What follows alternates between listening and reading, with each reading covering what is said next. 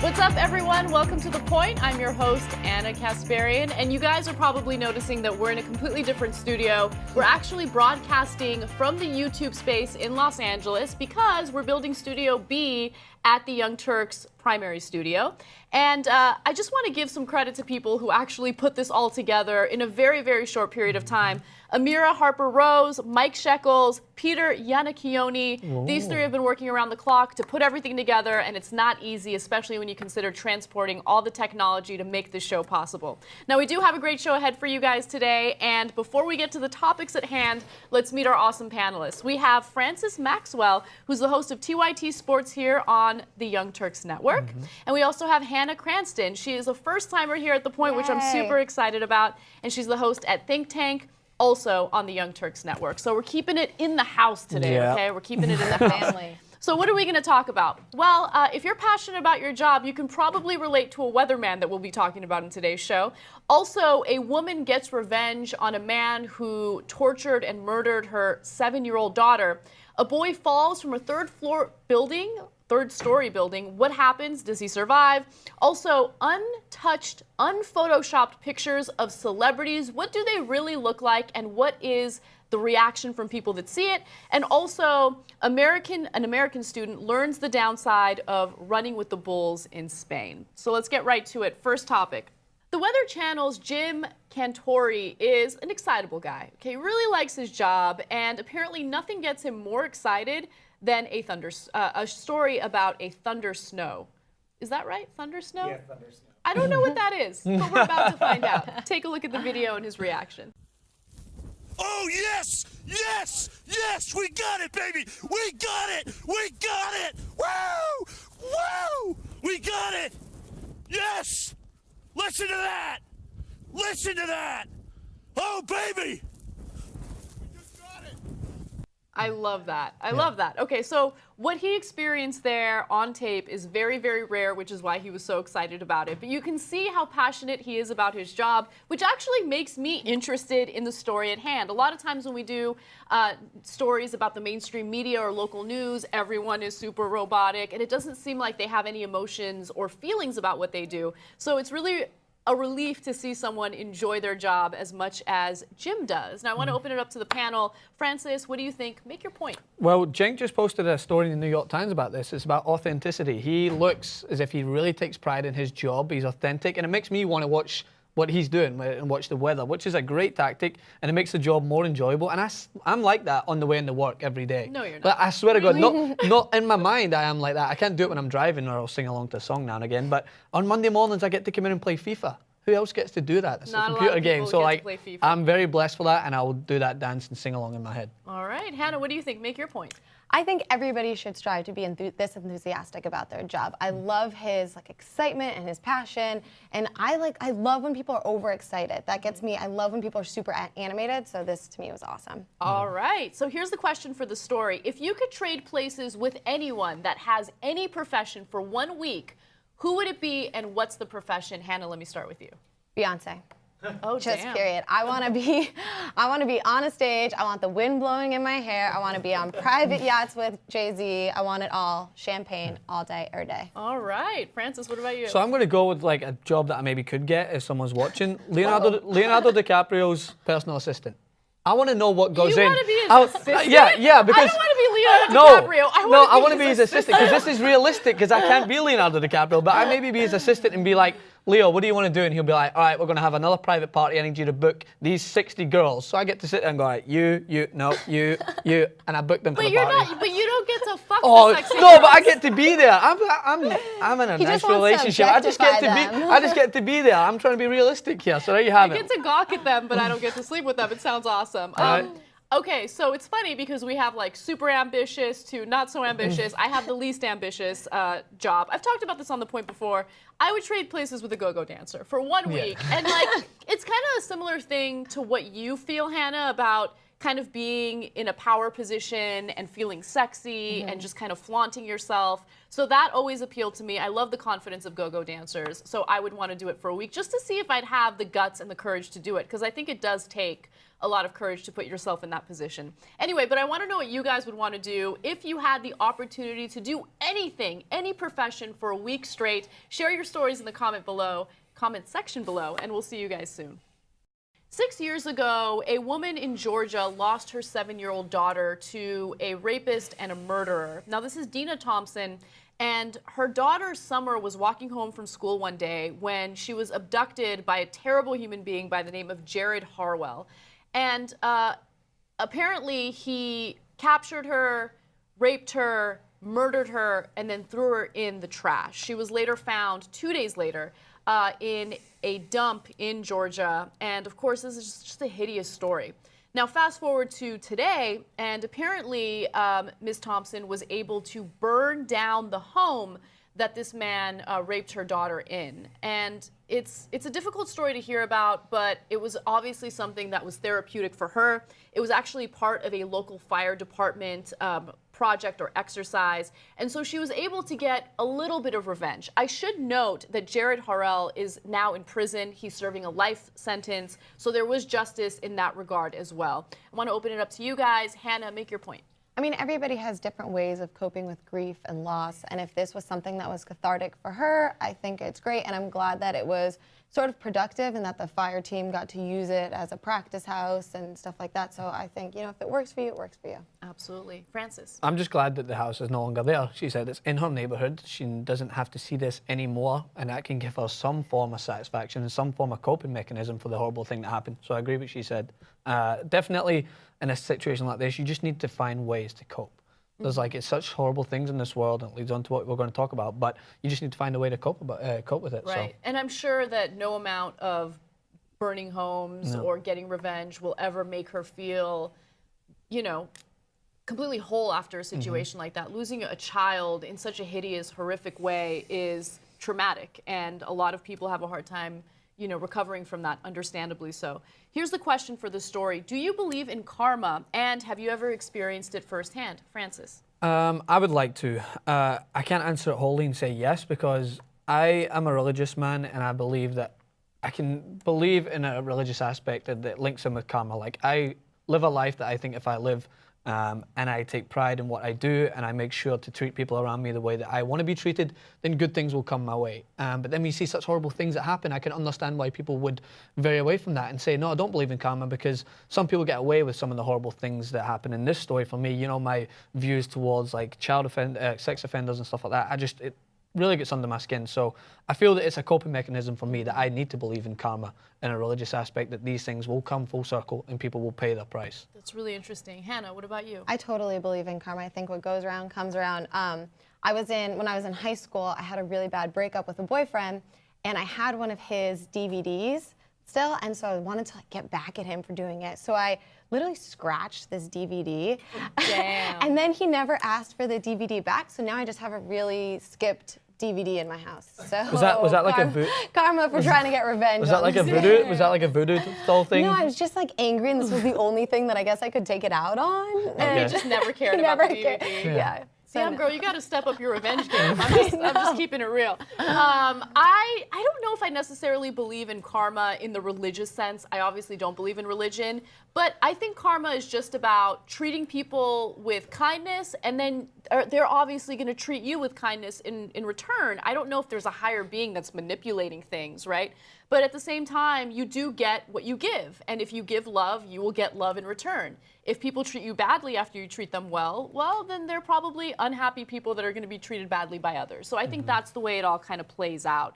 But, you know, in a logical, reality-based sense, yes, karma, I think, definitely exists. But I want to hear what you guys think. Do you believe in karma, and have you ever experienced it firsthand? Share in the comment section below. We love hearing from you, and we do read your comments and respond to them regularly. So make sure they're thoughtful, and we will see you guys soon. Every once in a while, we hear about these stories where someone suffer some sort of tragedy and they miraculously survive. Well, a 3-year-old boy in China is definitely no exception.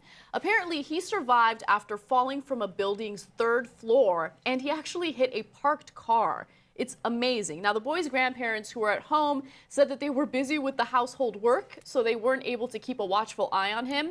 But when the parents arrived later that day, they took their son to the hospital, finding that he only had a few scratches and no serious injuries. So he is a very resilient 3-year-old, and thankfully he did survive.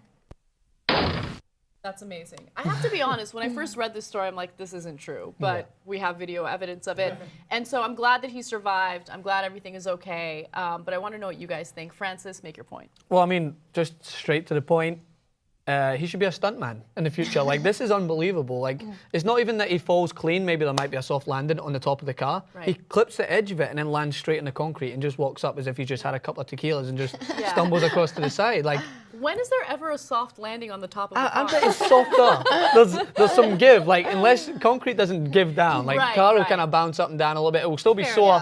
It's but stuntman has to be. He's got rubber bones or something like that. I don't know. How come no one ever falls on like a topless car? Right? Like in the movies, where it's just a random trash can just wanders by and they fall right on top of a nice pile of trash. Yeah. If only. Weird. Hannah, what do you think? Make your point. I mean, new parents are always talking about like how fragile they think their kids are, and this is just kind of like an example of maybe they're not so fragile after all. You could just, you know, they could fall a little bit, not out of a building, but they're probably more resilient than we think. I think in the U.S., people are overly cautious with their kids, right? They don't want their kids to ever deal with germs, but I mean, that obviously helps them build their immune system. Yeah, we definitely baby our kids. No pun intended. All right, so here's the question for the story. Have you narrowly escaped a dangerous situation? Hannah.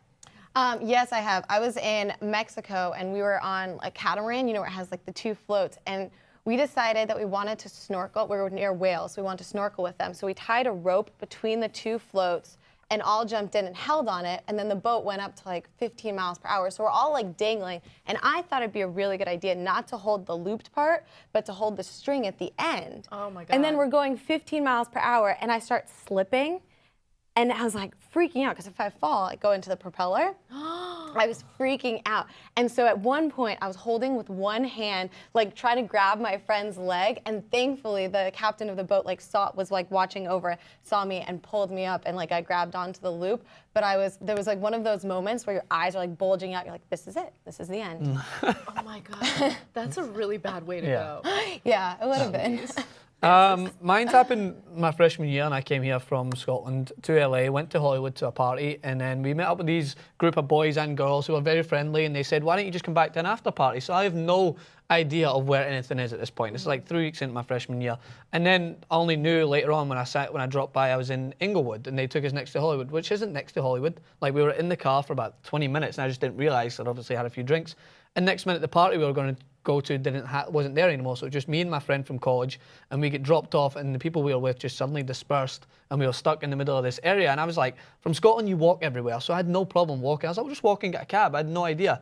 And we're walking down the street, and then a huge group of boys, like our older guys, are down the street, and they start bolting towards us, running. So I mean, I had no idea. So I just started sprinting away, and luckily, like, a cab was at the very end on the main street and managed to take us back. But that's what happens when you come to a foreign country and you don't have a clue. You have no clue. Yeah. You know, for me, a near-death experience was with someone that I used to date.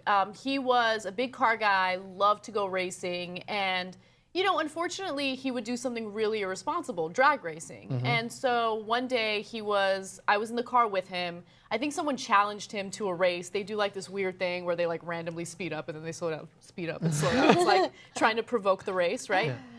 And so he started racing the guy, and there was a car in front of us that suddenly stopped, and he was going insanely fast. I mean, it is miraculous that he had enough time to stop before hitting the car, but my life flashed before my eyes. And then after that, like, my whole mindset about drag racing changed, because at first I was like, oh, it's so cool, like, he's got such a nice fast car. And then after that I was like, oh, I almost died because he likes to race this stupid car. So That was a growing experience for me, but you know, sometimes you need to come to a near-death experience to realize how stupid some behavior is. Share your stories though. I want to know whether or not you have ever faced a near-death experience, and also what do you make of the story of the 3-year-old falling from the 3rd floor of a building? It is amazing. I want to hear your comments on that video. Comment in the section below and we'll see you soon. Cindy Crawford recently leaked some photos of herself. Now, why is this a scandal? Why is this a news story? Well, it turns out that this beautiful 48-year-old woman who's known for her beauty and known for her modeling released untouched, unphotoshopped pictures of herself. Now, you look at this, and of course it looks different from what you typically see in these magazines where everyone is airbrushed to perfection. But what's amazing about this is her reaction to it, what she said in the press about this. She basically said, look, it is what it is. I think life is all about accepting the way that you look and loving your body. And I think that that's such a great message coming from someone who is known for her beauty and who has been on the front pages of magazines and newspapers for a very long time. Now, there were some allegations that this was supposed to be part of an upcoming Marie Claire photo shoot, but that's not the case. It was actually from 2013, and it was for a cover story in Marie Claire, Mexico. But all that stuff is irrelevant. The point is, here is a supermodel looking the way that she really looks in reality. It's not something we see often. Now, just to juxtapose Cindy Crawford's reaction to Beyonce's reaction, apparently some untouched, unphotoshopped pictures of Beyonce were released today, and she wasn't as happy about it. Now, she hasn't said anything about it publicly, but it doesn't seem as though it was something that Beyonce did intentionally. Nonetheless, Beyonce looked amazing, and I love that people are getting a sense of what these models and superstars really look like. Hannah, I really want to know what you think about this as a woman. Make your point. Yeah, definitely. No, I think it's great that she came out and said this is what a real person looks like, but at the same time, she still doesn't look like an average American. She's still stunning and skinny and gorgeous. But I think what's great here is I think we started off with no Photoshop. Obviously, we didn't have the technology. And I think we're going to hit like a bell curve. Like, I think we are hitting the pinnacle where slowly people are going to start putting these untouched photos, and hopefully we'll get back to reality. That would be awesome. I'd love that. Francis, what do you think? Well, when I read the story, when it was set out, like, I just seen Photoshop in the top of the headline. I just thought, all right, Kim K's ass. Again, like, how many times are we going to see this woman's behind shaped in different ways? And I'm like, and when I finally seen it was an untouched Photoshop, I was like, good, refreshing. Let's get more of this out there. Yeah. Like, we do some stories on Stylog about the size 22 model who's now going to be the first supermodel to be signed by a company, and her motto is #FYourBeautyStandards. I'm like, more of that. Yeah, let's have this. Let's have more realistic people out there who can stand up for this like prototype that you have to be a model. So yeah, and it's interesting hearing your perspective as a man, because I think that what women see in mass media and think men like is actually very different from what men really like. And it's refreshing to hear from guys like you who are like, yeah, you know, that's reality, and I still think it's beautiful. Yeah. It makes me feel good. All right, so here's the question. Have you accidentally sent someone something personal, leaking your own photo or video? Hannah. I've never leaked a photo or video, but I have had those. I was texting my friend about a guy, and I used his name. And then, you know, when you're like thinking about the guy, and then I accidentally put him in the send, and I was just like, oh my God, it was the worst thing. And then I tried to play it off, and I like texted him an hour later. I'm like, hello, why didn't you respond to me? That's, yeah. Very Did he awkward. fall for the cover-up? Probably not, but I think he played along with me, so I felt better about it. Are we allowed to know what you said in the text? I was like, he sucks. Why isn't he getting back to me? Like, and I was like, yeah, I was just talking to you in the third person. What's the problem? Oh my God, that's disastrous. I feel you, girl. I've done stuff like that. Mine's the exact same, except it's a little worse. So my girlfriend's sister and my best friend are both studying abroad in Spain this past semester, and the Spanish number starts +33. So I had a group message going on with all my friends. It was +33 with him in it, and a group message going on with my girlfriend's sister and her family, like, as we talking back and forth. And my friend hooked up with this girl, and I sent a message back, oh, was she kinky? Because she was from Scotland. And that was the message it sent. Oh, and it was those girls from Scotland are real No, kinky. I'm telling you need to grow up there, trust me. Anyway, so I sent that message, and next minute I realized it was in my family group message, and my girlfriend texted me outside it and said, please don't tell me that was actually meant for that. And I was just, I froze for about 5 minutes until someone responded. And thankfully someone responded saying, I take it this wasn't for this message. And I was like, oh, Jesus. So that was bad. All right. So I haven't accidentally leaked anything that bad, right? But So I'm gonna put my boyfriend on blast, okay? So, like, whatever, I send him kinky text messages time to time. I never send nude pictures because I'm convinced that they're gonna show up online one day. But yeah, like, I'll send him stuff that's like kind of risque. And he has a very open, liberal family. And liberal in the sense that when it comes to anything sexual, they're not ashamed. They don't, like, you know, lambast anyone for being sexually open or whatever. My parents are completely different. They're super traditional. Anyway, long story short, they love to do these chain text messages. And so one day I sent him something a little naughty, and then he screenshotted it and sent it to his entire family. And I was included in the text message. And I was like, oh my God, I'm gonna die. But they all laughed and they thought it was funny. And then we got into a little tiff over it, but then I got over it. So what was in the message, to pose an Ana Yeah, we need Kasparian to question? know. Right, let's put Ana Kasparian on the spotlight. It was something along the lines of, he's like, what do you want for Valentine's Day? And then I said something along the lines of, that something. Oh. He sent it to his family. I wonder how you pieced that together, man. That's a puzzle right there. Anyway, they okay. all thought it was funny, I hope. But tell us what you've done. I want to know if you've ever accidentally leaked anything or if you've been in a similar situation as me. Comment in the section below. We love hearing your embarrassing stories, and we will see you soon. So a U.S. student was recently hospitalized in Spain after he was gored and tossed by a bull during the Carnaval de Toro, which is the, I think, Carnival of Bulls. So Benjamin Miller, he's a 20-year-old Georgia resident, was celebrating at the Carnaval de Toro in Spain when he reportedly set out running alongside what turned out to be a really aggressive bull. Apparently these bulls get aggressive, guys. Isn't that amazing? Anyway, a photographer on the scene actually captured the goring, and it left Miller with serious injuries to his thighs, his sphincter, and also his back muscles. Look, this is a terrible story, and I feel horrible for him.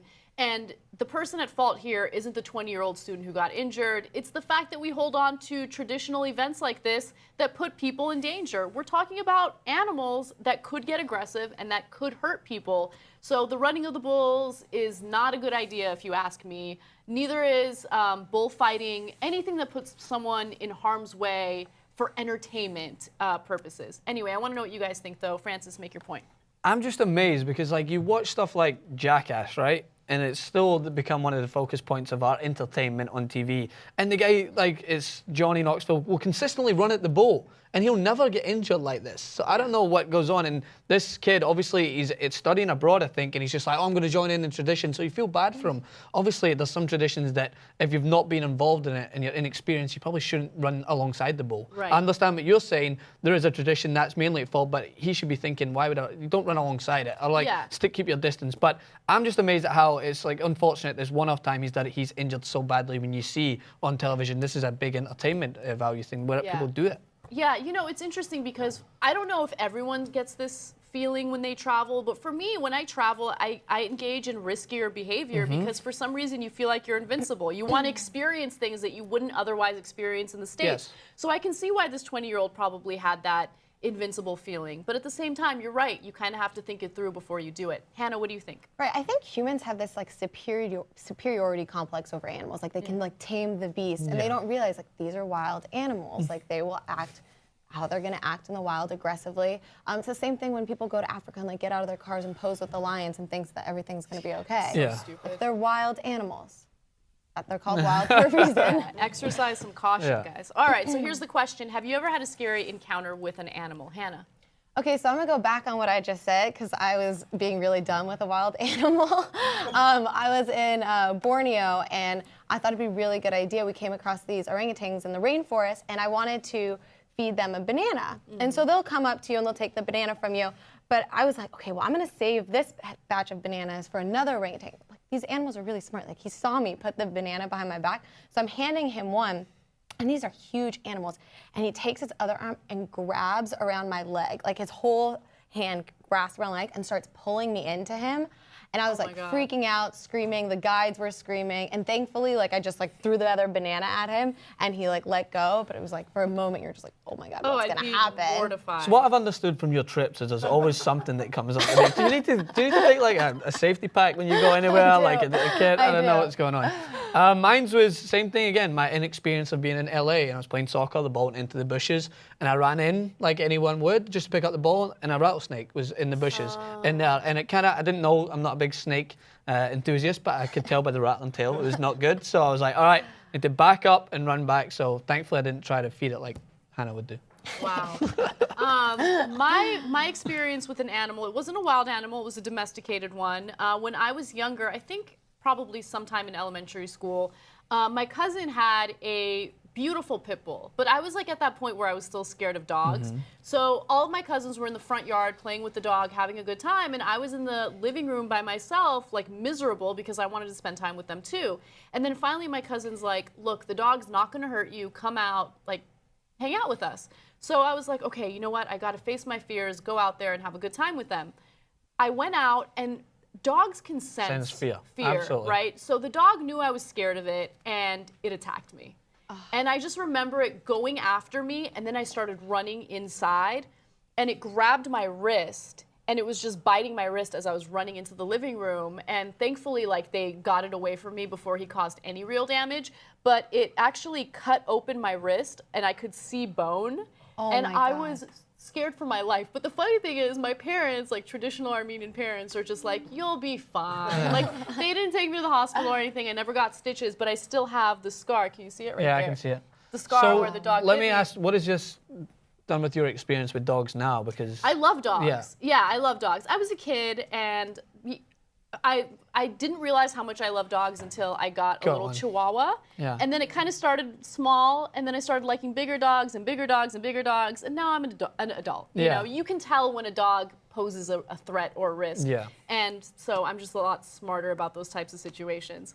Anyway, have you guys ever had a run-in with a violent pet, a wild animal? We do want to hear your stories, so comment in the section below, and we'll read those comments. If we like them, we might pick those comments and respond to them in a video.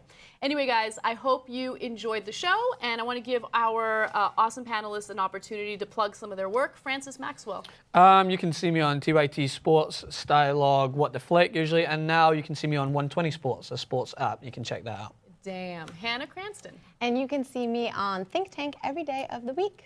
Awesome. I'm Ana Kasparian. You guys can check me out on The Young Turks Show Monday through Friday. Just check it out at youtube.com/TheYoungTurks or my personal channel, youtube.com/Ana Kasparian. Follow me on Twitter, Ana Kasparian, and Instagram, Ana Kasparian TYT. There are other things I could plug, but I'm just not going to. Anyway, guys, I hope you enjoyed the show. We will see you next week. And again, special thanks to everyone that works at TYT that made today's show possible. It was really difficult, and it was quick turnaround. Super proud of everyone.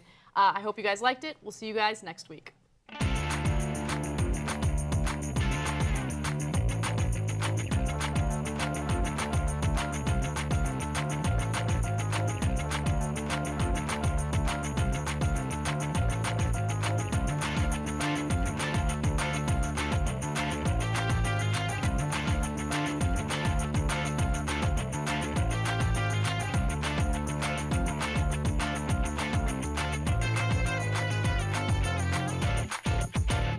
Building, third-story building. What happens? Does he survive? Also, untouched, unphotoshopped pictures of celebrities. What do they really look like, and what is the reaction from people that see it? And also, an American student learns the downside of running with the bulls in Spain. So let's get right to it. First topic. The Weather Channel's Jim Cantori is an excitable guy. Okay, really likes his job, and apparently nothing gets him more excited than a story about a thunder snow. Is that right? Thunder snow? Yeah, thunder snow. I don't know what that is. What's up, everyone? Welcome to The Point. I'm your host, Ana Kasparian, and you guys are probably noticing that we're in a completely different studio. We're actually broadcasting from the YouTube space in Los Angeles because we're building Studio B at the Young Turks primary studio. And I just want to give some credit to people who actually put this all together in a very, very short period of time. Amira Harper-Rose, Mike Shekels, Peter Yannicchioni. These three have been working around the clock to put everything together, and it's not easy, especially when you consider transporting all the technology to make this show possible. Now, we do have a great show ahead for you guys today, and before we get to the topics at hand, let's meet our awesome panelists. We have Francis Maxwell, who's the host of TYT Sports here on on the Young Turks Network. And we also have Hannah Cranston. She is a first-timer here at The Point, which I'm Yay. super excited about. And she's the host at Think Tank, also on the Young Turks Network. So we're keeping it in the house today, Yeah. okay? We're keeping it in the family. So what are we going to talk about? Well, if you're passionate about your job, you can probably relate to a weatherman that we'll be talking about in today's show. Also, a woman gets revenge on a man who tortured and murdered her 7-year-old daughter. A boy falls from a third-floor. Stories about the mainstream media or local news. Everyone is super robotic, and it doesn't seem like they have any emotions or feelings about what they do. So it's really a relief to see someone enjoy their job as much as Jim does. Now, I want to open it up to the panel. Francis, what do you think? Make your point. Well, Cenk just posted a story in the New York Times about this. It's about authenticity. He looks as if he really takes pride in his job. He's authentic, and it makes me want to watch what he's doing and watch the weather, which is a great tactic, and it makes the job more enjoyable. And I'm like that on the way into work every day. No, you're not. But I swear to God, not in my mind I am like that. I can't do it when I'm driving, or I'll sing along to a song. We're about to find out. Take a look at the video and his reaction. Oh, yes! Yes! Yes! We got it, baby! We got it! We got it! Woo! Woo! We got it! Yes! Listen to that! Listen to that! Oh, baby! We just got it! I love that. I love that. Okay, so what he experienced there on tape is very, very rare, which is why he was so excited about it. But you can see how passionate he is about his job, which actually makes me interested in the story at hand. A lot of times when we do